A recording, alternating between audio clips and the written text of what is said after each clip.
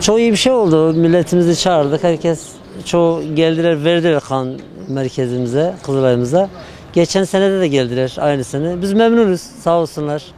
Biz kan bağışında bulan gençlerimiz çok var. Çok katılım çok oldu yani. Çok fazla bir şey oldu. Hatta bayanlarımız bile oldu yani. Millet kan veriyor.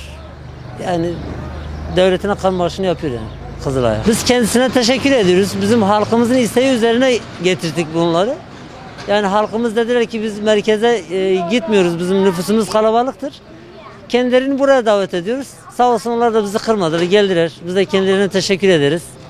Ben kendi halkıma da teşekkür ediyorum. Bütün gençlerimize de teşekkür ediyorum. Katılım fazla oldu. Herkese teşekkür ederim yani bizim Gürbüz halkına. Yine aynısını yaparız. Yine çağırırız. Yine kanımızı veririz. Yani Kızılay'ımıza yardımcı oluruz. Devletimize yardımcı oluruz.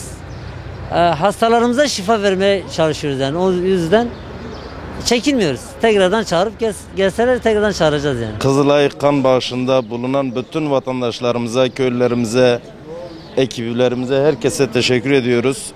Çünkü bu gerekli bir ihtiyaçtır. Kan vücudun en önemli organlarından biri kandır. Bu kan bütün insanlarımıza gelecekte hastalara, yaralılara her türlü yardımdır. Bugün benim başıma gelir, yarın sizin başınıza gelir, dostumuzun başına gelir, kardeşimizin başına gelir. Bu aşamalarda her türlü Kızılay'a destek çıkmamız lazım. Sağ olsunlar biz de talep ettik. Kızılay buraya geldi. Kan bağışında bulunan bütün köylerime, Gürbüz halkı adına çok teşekkür ediyorum. Var olsunlar, sağ olsunlar.